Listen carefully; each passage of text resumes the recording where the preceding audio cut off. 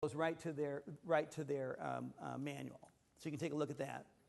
So that's the H, a hierarchy of tiered effective academic and behavioral interventions implemented with fidelity. The A stands for all, some, and few as the one focus. Michael Fullen says, if you're not successful with 100% of your kids, you are not successful at school reform. No excuses.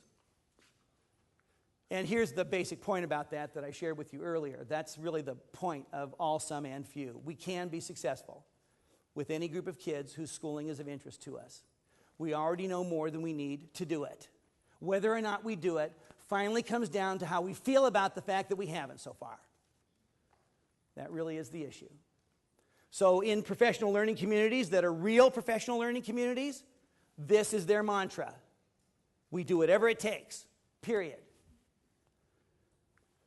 So let's move on to the next part of the chaos model. I bet some of you thought I'd never get through this in time, but this is going to actually work. The O stands for one child at a time, making instructional decisions on the basis of student outcome data. Now, this is what Dave Tilley said, one of the generals of the RTI Revolutionary Army in 2005. This is the big idea behind RTI. It's really good teaching, isn't it? You know, decide what's important, and then teach what's important, and keep track and make changes. That's really the essence of what this is. I love what Rick DeFore says about this, and I did mention this yesterday to the group, but I've got to mention it to you now about this. Just read this. Great. It's a great comment. This may be the most intriguing thing that I see people doing everywhere I go to work, and that is that they're waiting for the state test scores to decide what they need to do to change their teaching strategies. That's using an autopsy to help a patient. There are people who I know in the United States who are really invested in a constructivist viewpoint about the way kids learn, who will not allow the term formative assessment or progress monitoring to be used in their presence because it violates their paradigm about what they think is important. It's called reductionistic thinking on the part of the people who are that tied to that constructivist approach. So fine, don't be reductionist, but figure out a way to collect data along the way so that you can, on a day-by-day basis, find out whether or not you're being successful with kids. Isn't that important? Of course it is. So that's the O, one child at a time, making decisions on the basis of student progress monitoring data, and the S stands for systems change with coherence to close the gap. Now, this is the model that we've developed within our company, and we're real proud of it. It's been developed over the last 20 years or so, and it really is a good one. Claire, I did email you those benchmarks, so you'll have them to put on your wiki. There are benchmarks that we've created. The last set of them were analyzed and refined by an expert in the effective schools literature from Harvard University that we hired to come in independently and take a look at our benchmarks. So there are benchmarks for all of these components. Here's what the Wichita School District in Kansas just did. They put those benchmarks up on SurveyMonkey. They told all their stakeholders, just take a look at your perception of where we are in relationship to these benchmarks. There's a little Likert scale on the side, on the right-hand side of each of the benchmarks that says we're not really doing this at all to, it's really embedded in what we do. And now they've got the data from all the stakeholders about what they feel about how the district's doing. There's a line of research that says that if you do a good job of sampling all the stakeholders and you get their perceptions, that's a pretty good kind of a symbol of where you actually are in relationship to what you're trying to accomplish. So that's a nice model, and my intention was not to get into the model, but just to show it to you. So here's this chaos model, and I hope that helped you to understand a little bit more about what RTI is. I do want to just show, can I show a 30-second thing?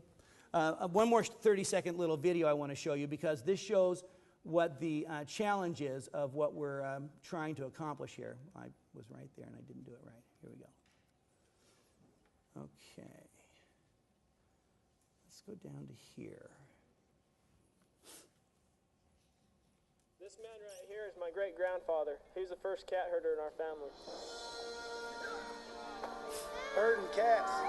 Don't let anybody tell you it's easy. Anybody can herd cattle. Holding together 10,000 half-wild short hairs, well, that's another thing altogether. Being a cat herder is probably about the toughest thing I think I've ever done. I got this one this morning, right here, and if you look at his face, kids just ripped to shreds, you know. You see the movies, you hear the stories. I'm living a dream. Not everyone can do what we do. I wouldn't do nothing else. It ain't an easy job, but when you bring a herd into town and you ain't lost a one of them, ain't a feeling like it in the world.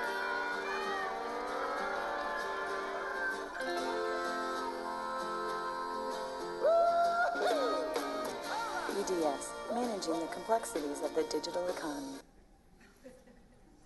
That's kind of a cool one too, isn't it? What that really says, though, is the dilemma that we have. All of us people who are trying to interact together are cats. We're not dogs. We don't always come when people call us, you know. We have this choice about what we're trying to do with kids. So let me just say that now, I just wanted to prove that I'm the expert at acronym development. I did one for Thrive too. You don't have to look at that. Here's really the basic point in the last 2 slides. Moving from this idea that all kids can learn, which really does provide us a nice cop-out. Because when kids don't learn, we can still say, well, they can. They just didn't. To a perspective that says that all kids will learn. Look at the pressure that puts on us. The positive pressure to be sure that we do whatever it takes. So, last slide. One of my mentors one time told me this, and I love it. Always remember that it's easier to get forgiveness than permission. In the 21st century, that's been changed to this phrase, and that is to proceed until you're apprehended.